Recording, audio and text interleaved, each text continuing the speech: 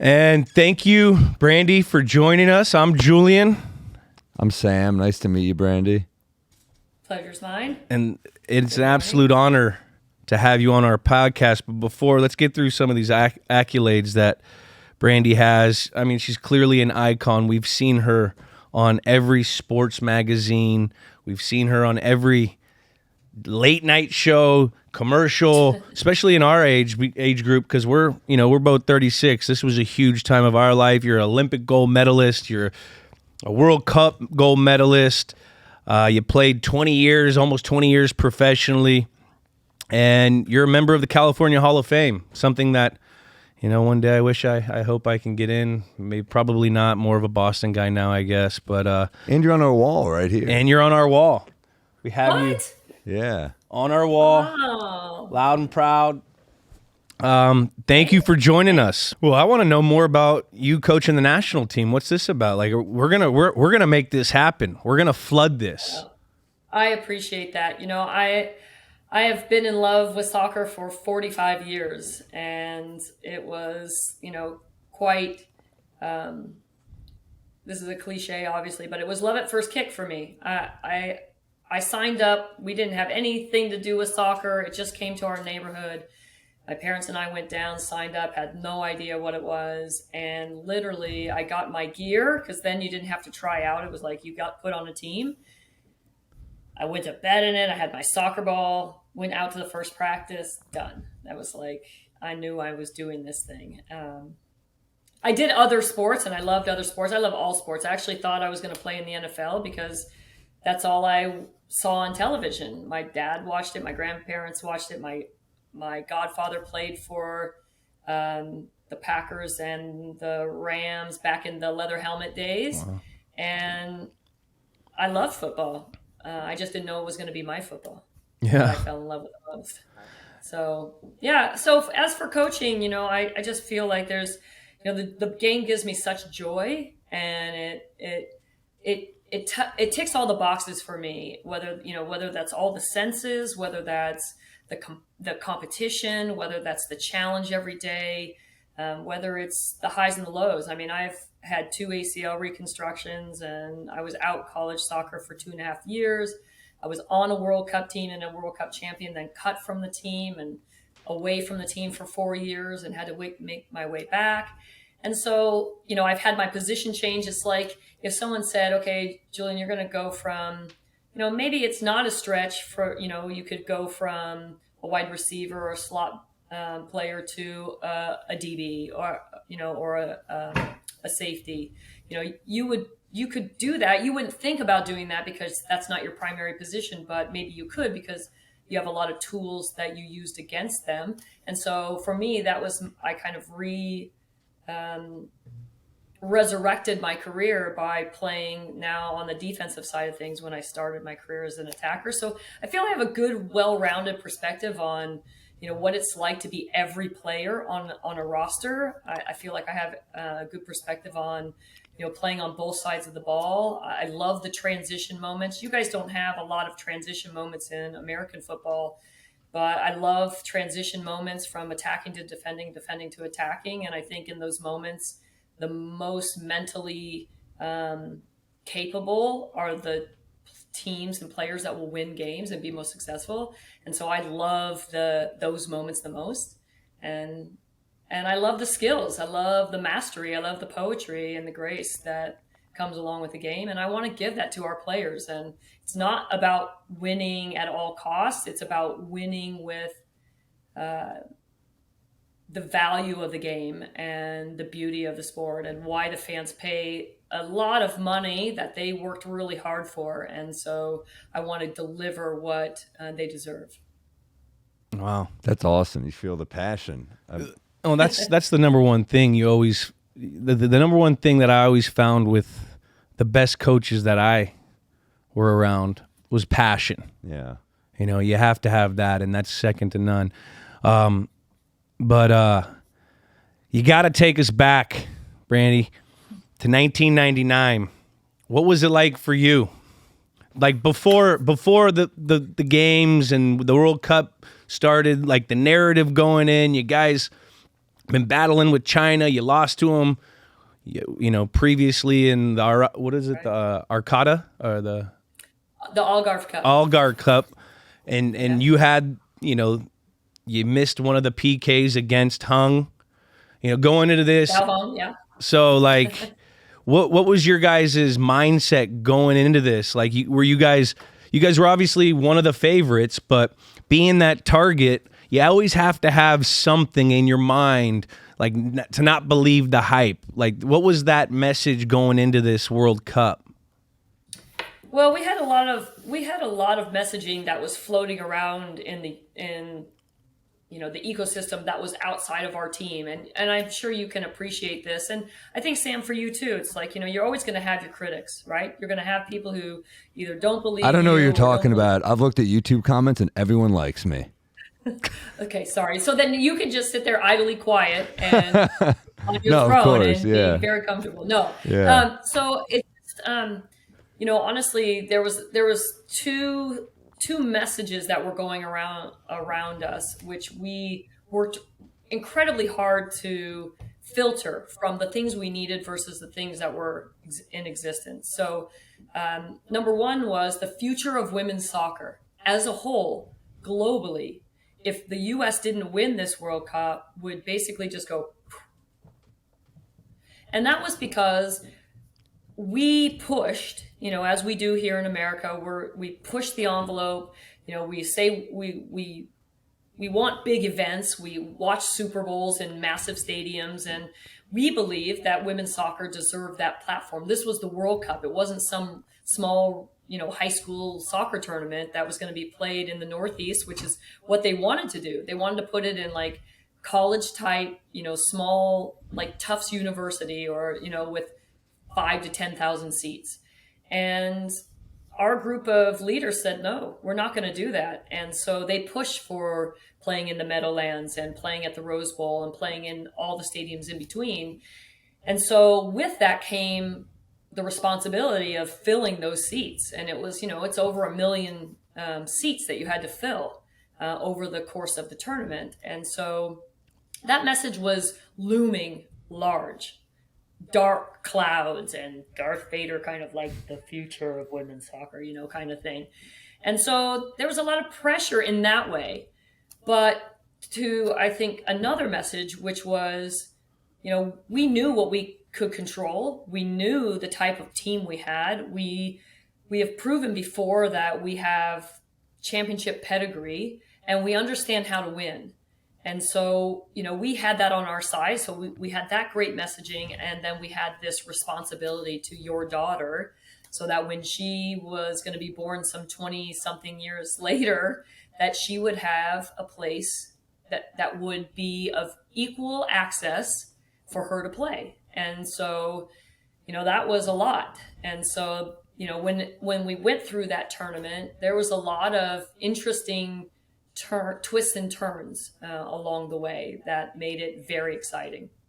That's really crazy and cool and also really fucked up that you have this pressure on you for your whole gender. Yeah, I think about like when I started stand up, I'd know female headliners and there'd be some of these like old school bookers who were like, oh, if they don't do well, like that's it for women for a few months, So that's really messed up that you had this kind of pressure on you, but it's pretty damn cool that you delivered. I mean, you have all these great players on this team, all these, big names, but you seem tight.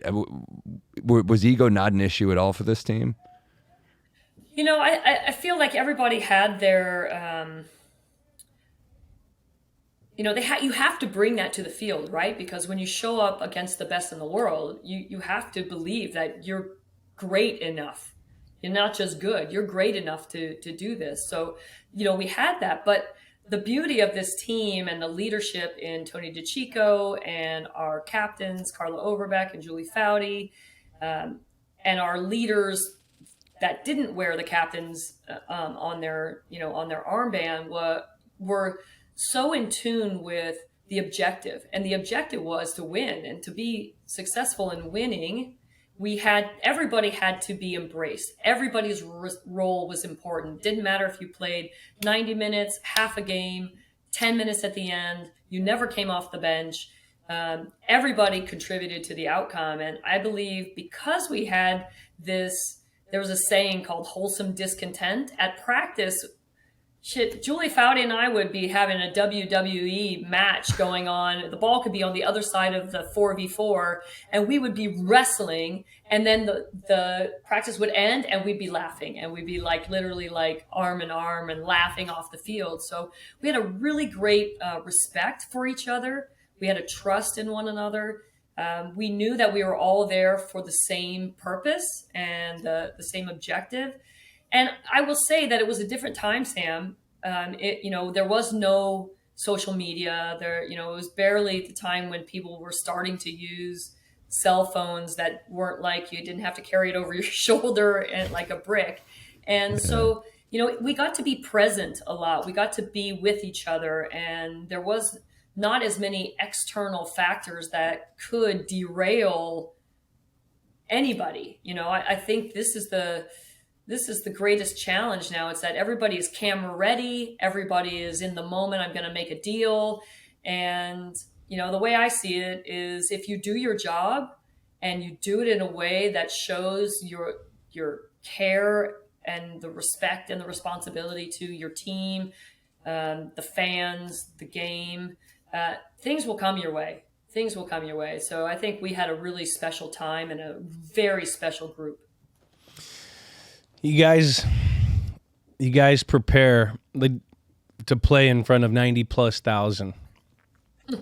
How do you do that? We didn't really know how to do that. Huh? I mean, that's an interesting comment, because when you don't get to play in front of those big crowds, it is really interesting how to prepare for that. How did you prepare for it? We trained in the Orlando area, and we would go over to the Orange Bowl, and I think it was the Orange Bowl, and we'd have a practice every now and again, and our coach Tony would make them put on just this most atrocious noise. So you couldn't hear anything, and it was just like oppressive, and you're playing in 95 degree heat with like almost 100% humidity, and you're just suffering, right? You're like, it's the worst. It's the best of the worst, right? It's the best opportunity, but you're getting like brutalized by noise and heat, and you're being challenged by the best players in the world. I think that's the thing we had in our favor. If there's anything I could say about what we got to experience, is that we played against each other every way in such a positively competitive environment that every other team seemed like it was going to be a relief to play Brazil, even though it wasn't, or China or Germany, because we just worked the hell out of each other every single day. Iron sharpens iron.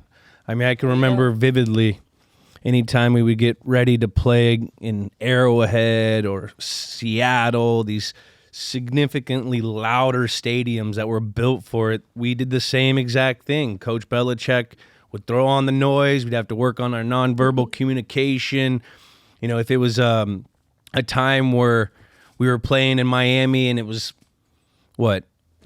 30 degrees in Foxborough, he put us in the bubble, and he'd turn up the heat as hot as he could, and then he would spray the walls down, so we would try to get that humidity, making practice way harder than what you did for the game. So that's awesome. Amazing. So I want to ask you, Bill Clinton was in the crowd. How crazy is that playing for the president? And also, did he give you an inappropriately long hug during the celebration? Well, it is remarkable that the amount of people that came to that game, 90,000 plus, and the president, Miss Hillary Clinton, and their daughter Chelsea were there, and we didn't know that before, so that was a big surprise. And just as it was a surprise to have Arsenio Hall come into the locker room, it was, interesting to meet the president, and it was all on the up and up. Pictures and just some fun and just some gratitude about, from their perspective of what we gave to the country in terms of, the excitement and the ability to cheer on something, but something bigger than ourselves, and for us to think, holy cow, this is really way bigger than we ever thought possible. So it was a hell of an afternoon. So you guys have played this Chinese team a few times. I believe your guys' record, you guys played 18 times. You guys had 10 wins against them. You guys went back and forth. They were pretty good. What were their strengths, and what was the game plan going into the game when you play a team that you're pretty familiar with because you guys played them a bunch? Was there a wrinkle that you guys threw in there, or was there something different that you guys were going to do, or was it just like, we're going to beat them because we're just better? Well, you know what? I would like to say that we had some grand scheme, but I don't really think there was anything that was so different from what we did. I think it was, we're going to rely on the things we can control, as you can understand. But I think, being in this massive environment, unlike any other World Cup that existed, I feel like we had a slight advantage in two ways. One, it was a home game. It was in the U.S. and, at the Rose Bowl, which we know is like historically where all these incredible big games happen. So we were, we kind of had this hometown feel in the sea of 90,000. But I think also on the mental side of things is that, we knew that we could, on a day like today, just come out and impose our will upon them. But the beauty and the grace of China, and you ask, what were they good at? Incredibly technical in small spaces, and their off the ball movement. And you could probably understand this from a basketball perspective. It's like the Golden State Warriors, right?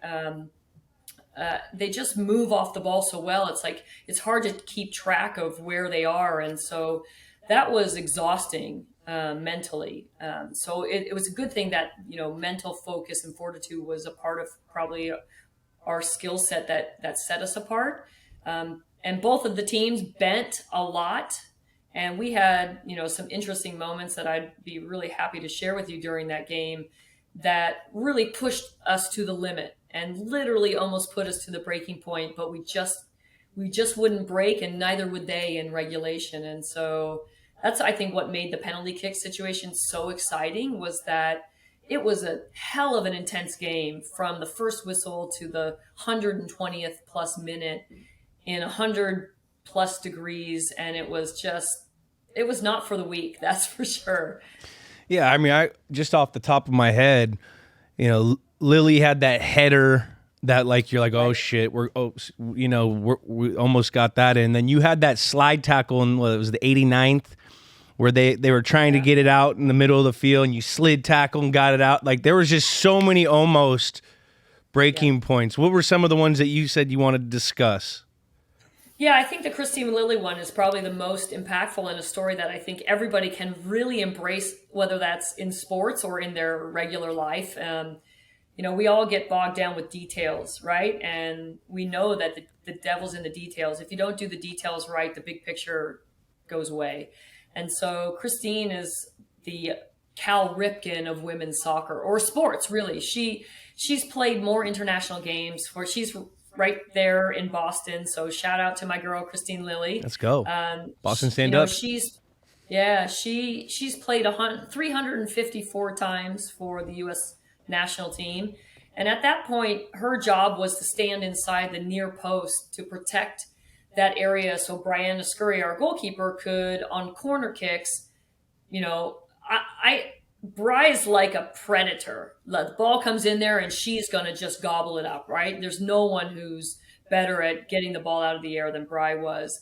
And so in what was called golden goal at the time, which meant if anybody scored, the game would be over in the overtime back then, China had a corner kick, and they played the ball to the far post, and their player out-jumped ours and headed the ball back. And you see Brianna Scurry just dive as far as she could. And she had super long arms and really big hands and was exceptional. And the ball just literally went right past her fingertips. And there's Christine Lilly jumping up to head the ball out. And I get chills thinking about it because, this is a player that, again, has more experience than anybody in the world.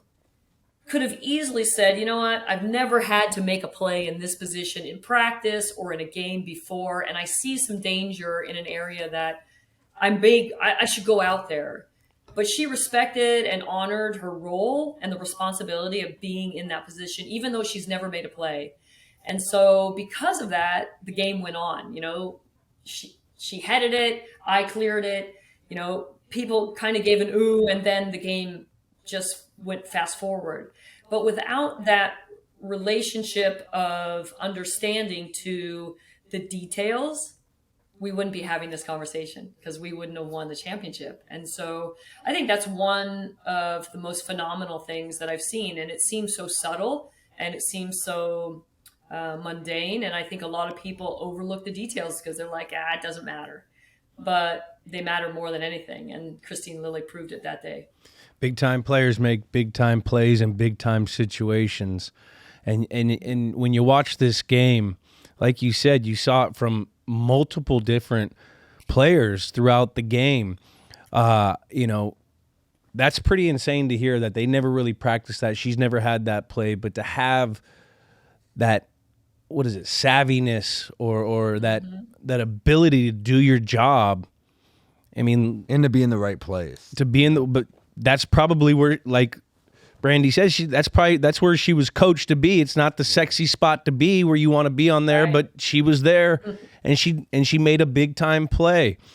Any crazy plays that like no one really talks about? That I mean, I think one thing was Michelle Akers. She is like, she's a legend. She has been a force in women's soccer right since the beginning and since the first international game in the mid 80s. And, here she is, she's battling some personal issues physically. And, she just would give every single ounce of her being to just dominate the field that is super big. I mean, you guys play on a 100-yard field by 50 yards and our field is 75 by 120 and it's monstrous. And she just worked her tail off every game and she threw herself into every tackle and she gets, she puts herself in harm's way to make plays all the time. And that ended up happening in this game where she and Brianna came together and she gets knocked out of the game. And that could be a turning point. And I think most teams suffer failure in that moment because whether it's a mental letdown or it's just you just don't have the players to fulfill the role anymore, right? You got this legend in this position, and I think that was the depth of the women's national team is testament to its success. I think the mentality of here we are, we got our backs up against the wall, in the game against China, who undoubtedly is one of the best and vying to be the best in the world. And now we're going to have to do it without Michelle. And so I think the strength of the team was its brilliance and its belief in each other. And, you do your job and half of somebody else's. That's how you have to do it every day. You don't just show up and do the smallest amount possible. You have to do your job to the most robust potential you can. And then you have to get outside of your own sphere and eke into your teammates around you and how can you help them be their best too. So I think that was a turning point that I think other people may have looked at and said, oh, that's going to be some severe trouble. But this team just persevered, and that was a moment I think we could all be really proud of. Well, we've talked about it before, earlier, but I mean, the shape you guys have to be in for a game like this, how gassed were you when the clock hits 120 and were you like, holy shit, like, were you amped up for the penalty kicks? Were you like, this is, how are we going to pull this one out? Like, what were you thinking? Yeah, I think, honestly, a little bit of both. Yeah. I think you're physically drained. It's like you have no fluid left in your body. You're just like, you can't take enough in, right? So you're gulping down water and electrolytes, and you got an ice towel on your head, and you have someone shaking your legs and rubbing them because you're on the verge of getting a cramp like every time you move.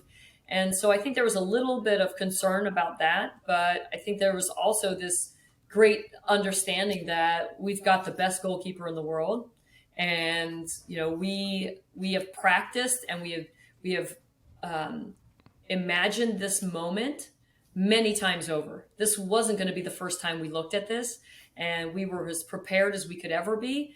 And the beauty of, what I love about the sports and these opportunities is they're like tests in school. And I wish I had this mentality when I was a younger person in education, because if I had, I probably would have got better grades. But, tests are just an opportunity to see what you know, right? Just to put into practice what you've been doing every day. And so we were really excited about this opportunity, to be honest with you. So we were high we're excited, and we were like, holy cow, that was exhausting. And we knew that to perform at our best, we had to have this. Sam, you'll really enjoy this term. I'm sure you're going to use it at some point in your future, maybe optimal arousal. We needed optimal arousal. I didn't jump on when you said fluids before. I want that on the record. All right. I'm not that immature. Yeah. So you need optimal arousal, right? You need to be up enough, but not too high, and not, tamp down too much that you don't really care. So we were just finding that perfect spot to be ready to do what we needed to do. Yeah.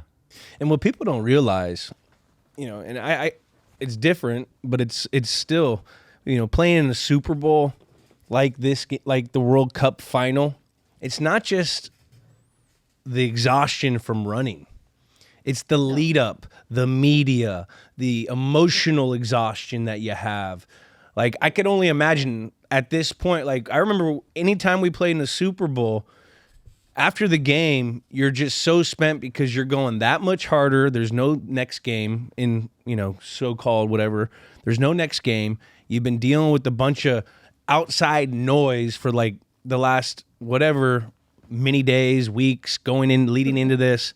And then, with the physical exhaustion, it's just, I couldn't imagine having to go out there, take a second, and then all of a sudden go out and have to focus up and have that optimal arousal, level-mindedness to go in and make these PKs. The save by Scurry, how big was that? I mean, did you guys know she was going to get one? You knew she was going to get one. Brian is such an incredible competitor. And like I said already, just her physical capacity was incredible. She just was long and just had the spring in her legs to just explode to the ball. And,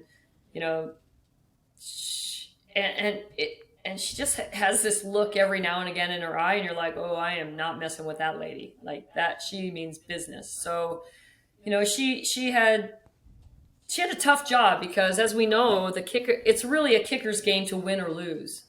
It's not a goalkeeper's game to win or lose, because the likelihood of making a save is fairly low.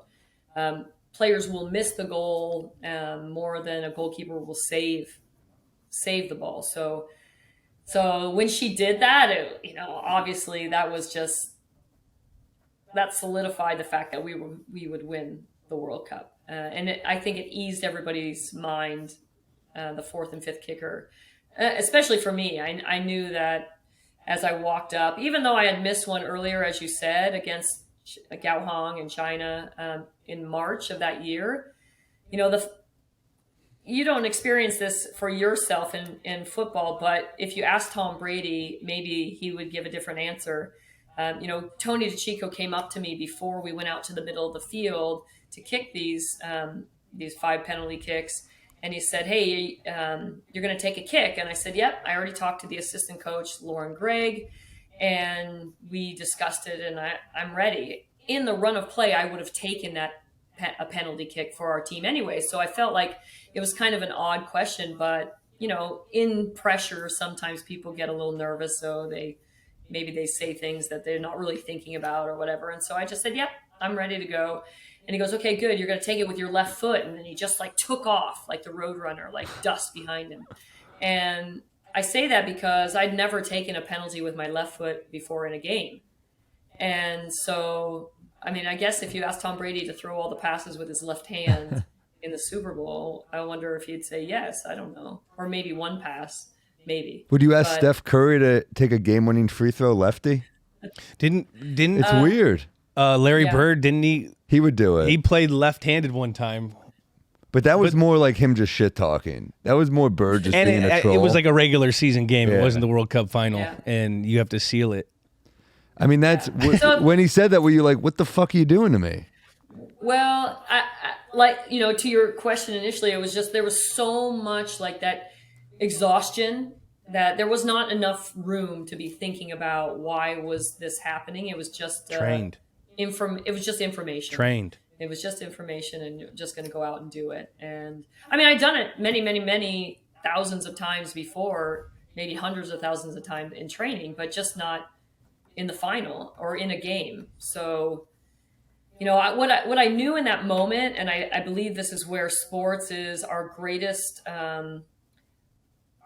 asset for young people in teaching them self-awareness and teaching them self-esteem and confidence.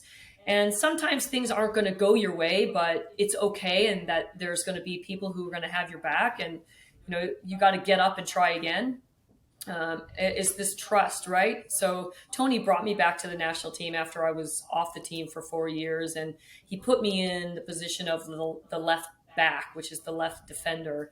And I never played defender in my career, so I was only a goal scorer. I was purely wired to score goals and to be competitive in front of the net. And he said, we want to change the way we do things, and we want your skill set of being comfortable and confident on the ball in the back of our field. And so in that moment, I had a decision to make, which was say yes or be too prideful and say, hey, I'm a forward. You need me as a forward. And I think because I took on the opportunity to kind of resurrect my career and play a defender, I trusted when he said to me, hey, I want you to do this. And so I feel like these are the kinds of lessons we learn in sports, and I've been learning them since I was a little kid. And sometimes the hard way, the very hard way. But, you know, I think in that moment, I felt really confident and comfortable that he knew what the right thing was, and I just had to execute. Man, I just get chills. Like we do a lot of research for a lot of these preps for, you know, all our interviews, and I'm not gonna lie, this one hit me. You know, I almost I had to leave the room. I didn't want people thinking I was, you know, tearing up, because, you know, that's a once in a lifetime thing that probably every kid, not just girls or every kid dreams about this situation if you play this sport. You know, it's just like I had the opportunity to go out and catch a game-winning touchdown in a Super Bowl. Like, these are like things that, and it just rose the neck hair off my back, because I have a little girl too. I'm sitting here like, this could be her. You never know. Like, you know. Yeah, why not? So, but going into this kick, did you know her tech? Like, I heard that you didn't want to look at her. You didn't want to give her no insight. Is that was that it? Or would she just stare you down? Like, that's such a duel thing, like a Western. You guys over here about to get ready to duel. If they made this into a movie, though, they'd go good, the bad, the ugly style, and they go like I, right? But but in real life, you got to not give her anything, right? Well, because, you know, earlier in the year, as we talked about, you know, we lost to China in the Algarve Cup final, and I had a penalty. And as I took the ball from the referee and I put it down and I stood up, there was Gao Hong. She was standing right in front of me. And she's a quirky character, as most goalkeepers are. They'll admittedly say that. And she smiled and winked, and I was like, what the hell is going on here? Like, get the hell, you know, get on the line. And as I backed up and the referee blew the whistle, I hit it pretty good, and it hit the crossbar, it went out, and we ended up losing the game. And so the only thing going through my head as I'm making my way from the midfield to the referee with the ball was, don't look at the goalkeeper. And I think in so many of these moments, and, you know, if I were to partake in sharing any advice with anybody who's getting ready to make a big presentation or their first presentation at work, or, you know, getting up to hit as the last out in a big game, or anything in between those things, that you've already done all the hard work. You know, don't question your ability. You're there for a reason. And so you're just going to go up and do what you know how to do. And be your best you in that moment, and don't worry about anything else. Everything else will take care of itself. And so I just, you know, I moved forward with the don't look at the goalkeeper. I took the ball, I put it down, I never raised my eyes. I got into that comfortable position where, the distance from the ball, and I tapped my toe and I waited for the whistle, and I just struck it as well as I could. Every time I see it now, I think, shit, that's way too close to the post. Like, why did you make it so close? But it was remarkable. And I think, to your point about your daughter and, the excitement of that moment, this concept of celebration and the need, the real need of a platform for young girls to express themselves and to, have a moment where they can say, I did that, I think resonates with me more now, 20 something years later, than maybe it did in that moment. But I truly understand that, when I was a young kid, like you said, at the playground, we all hope for that moment. Like I said, I played flag football because I thought I was going to be in the NFL. And so I thought, like, I'm going to make the game changing play, and I would celebrate mildly, but I would watch my brother and his friends like all act like they had just done incredible things. I'm like, who the hell are you guys? Like, why are you so confident all the time? Like, what gives you that? And I feel like that's something that this moment, that picture now hopefully resonates forward for young women and young men, to be honest with you, and anybody who is finding themselves in a moment where they need to know that the good things that they do are worthy of celebrating, because you did that, and you shouldn't be shy about it. You should not demur, and you should just enjoy the moment for all that it has to offer, in not a conceited way, but in a everybody enjoy this moment because it's so fantastic. We don't know when it's going to come again. And that's why I think for me, it has lasted so long, and that people come to me literally almost every day and are like, I was at that game. Wow. And I listened to the story of where they were sitting in the stadium and why they were there and who they brought and what did it mean to them. Well, I don't know if you've been on TikTok. Young people are not shy about celebrating themselves, but this is such an iconic celebration. It's so cool that, like, you earned it. Like, you have the moment that people dream about. We got to get one of those. We got to put it. You got to call Santa Clara University women at the athletic department. We'll see if we have any. But you earn this celebration. You have this moment. You think about the celebration. You see your brother and his friends doing the celebration, and then you have one of the most iconic celebration shots ever. Like, we literally have we have Jordan in the air after Elo. These are like iconic celebration shots. Bronze statue in front of the Rose Bowl. Keep going. Yeah, I mean, crazy, man. did you think about doing this, or was this just like, I can't control myself, I'm losing it? Would you have done it differently? That's got to be just adrenaline. No, I've called it before insanity, because honestly, I think this is the beauty of sports, right? These emotional moments. And this is why I feel like, not to get off topic to the question, but where I think technology sometimes is interrupting the real value of what sports bring us. It's like these emotional moments, these roller coaster moments, and why we're invested so heavily in these games is we love the, like, we love those things. And I think that moment was such a combination of every moment I've spent on the field, whether that's, having my ACL reconstructed and then my other ACL reconstructed, or, being the leading goal scorer, or being on the bench and being the first to the sideline with the water. And, whatever it was in soccer, it was giving me so much, and it was providing me with such opportunity that I honestly couldn't have stopped myself from doing that. It was insanity. It was all the relief, satisfaction, joy. You just become possessed. Exactly. You were possessed. I mean, you're in that zone. That's a zone. Like, that's a zone as an athlete we all crave. We crave for that just moment where you can't control. Yeah. Have you spoken with anyone from the Chinese team since the battle? Oh yeah, I actually I helped one of the former players get her green card so she could stay in the U.S. and she's now a coach here in the Bay Area. Loved And it. we Would you talk have a helped lot. if you lost? Yes, of course. Sportsmanship. Well, I mean, Sam. maybe it would have taken. I would have had to take some time to contemplate it, but no.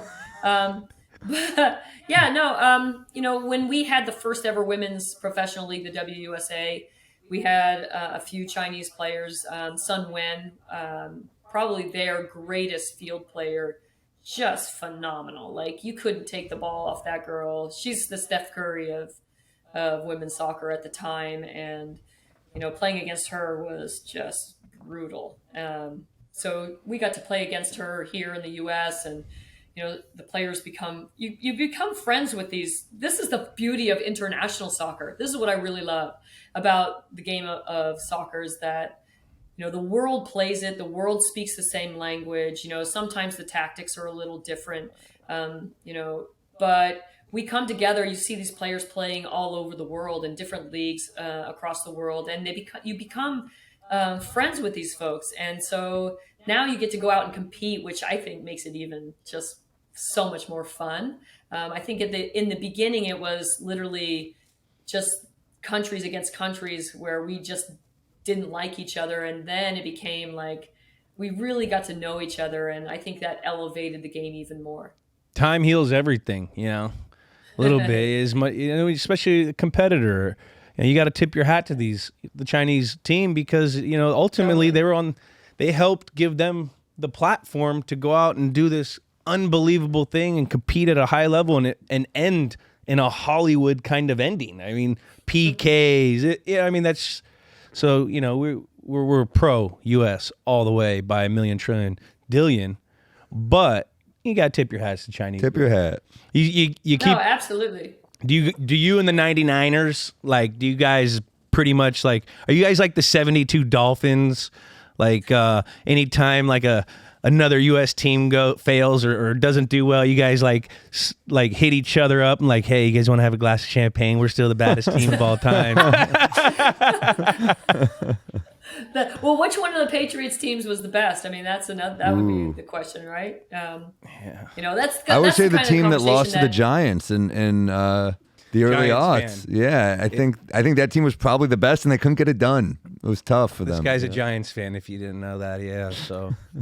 Hold on, I have something here. Are you Niners fan? You have to be. I am a Niners fan, but I have friends in football and sports all over. Ooh. I'm going to send you a helmet. We're going to give you a real helmet. Okay. A real winning All right. helmet. I don't know. That's Michael Strahan. That looks like a pretty real helmet to me, buddy. I know. You That's had Michael one Super Bowl. You know what? I have been on the sideline of your Super Bowls, Julian. You didn't know this because I worked for NFL Films and I did a show called Under the Helmet. And I have been on the sideline many times, and then I got pushed by my producers, go talk to the guys. And I'm like, oh my God, they're right in the middle of celebrating this glorious Super Bowl win. They don't want to talk to me. They could care less. Which one were you at? Oh my gosh, this is a good question. You're going to really... Please be the Mario Manningham one. This would be perfect. I've been at a couple of them, so shoot. I'm too old to remember shit like that. No worries. Excuse my language. Yeah. But I'm a big fan of all of these moments, these big sports moments, because they just help people believe that things are possible. I love it. Now, we got to end this thing up, but I had to get a couple I'm a new time soccer dad. My daughter, we're second season, at 4, she's 5 now, she's turning 6. When she was 4, it was more of like a class and, they didn't really compete. Now we're competing. I do a couple drills with her. I do the one where you're the coach? Wait, you're the coach? No, I'm not the coach. I can't fathom being the coach because I was coached in the 90s and it's a little different with the kids these days. So I have to actually go be behind the fence and cause she get a little nervous if she sees me here and there. But how do I be a good soccer dad? Gosh, I wish my dad was still alive to answer this question for you, because he actually became my coach when I was, just turning 8. and he was my coach from 8 to 16. He didn't know anything about soccer. We literally went to the library. We got the 4 books they had. We got the 1 VHS tape, and then we became season ticket holders to the San Jose Earthquakes back in the old NASL days. And we just spent time together, like learning the details, the rules. He just encouraged me. And then he realized we got to a point where he's like, oh my gosh, I don't know enough to help you anymore. Just, he was always there. I think that was really the main thing. He was there. He showed up. He acknowledged that he didn't know everything about it, but he gave us a place to play. And he was a former Marine, so we knew push-ups, sit-ups, and run around the field in an organized manner. And he loved the idea of team, as Marines, that's like a family thing, right? So, just making it as special and fun as possible is probably the most important thing you can do. Wanting them to be excited about coming to the field. Having a relationship with the ball is probably the greatest gift a coach can give a young player. Encourage them to take risks, make mistakes, fall down. They're going to fall down over the ball. Who can have the most glorious crashes with the ball? Like, that's the only way you're going to get better. And so I would just encourage her to spend time with the ball and her friends, and whatever they want to do with it, awesome. Yeah, so I'll tell you what I do. I go around LA parks and I see soccer coaches, and this is usually when she's in school, and I poach a couple of the drills. So like we're doing a couple of these ones, we're doing inside taps, and then I just throw the ball, and she always wants to go to this hill part of the grass. I don't know why, because you're not supposed to go there. And I say, you just go there, but you got to bring the ball. You got to bring the ball. And so she just kicks the ball. So that's all we got. I know nothing about soccer. I played like a few years when I was like real young, but that's great advice. I just got to be there, and I'm going to do that. Yeah. And what are your days looking like these days? Oh my gosh. I do a lot of things. I'm sure you probably can appreciate this, Julian.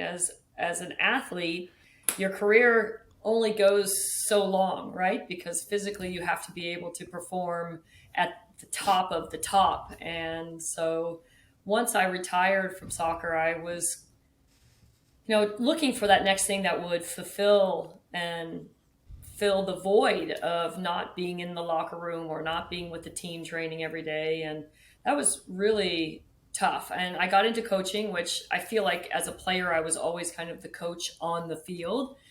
And so that's been really great. And I've been working on just, my coaching skills. And my dream is to be a coach of the national team. And whether that's, one of our young national teams or the full national team, I just feel I've been given so many wonderful life lessons through the game that I want to give it back. So that's my dream. So I'm putting it out into the universe, that hopefully one day will happen.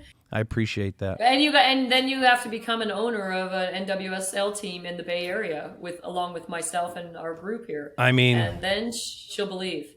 You got to believe. Possible. Are we starting a team? Yeah, we are. Come on. What team? What city? NWSL to the Bay. NWSL to the Bay. Oh, it's just a Bay. Overall Bay. In the Bay Area right now. You got to be a part of this. Got to be a part of it now.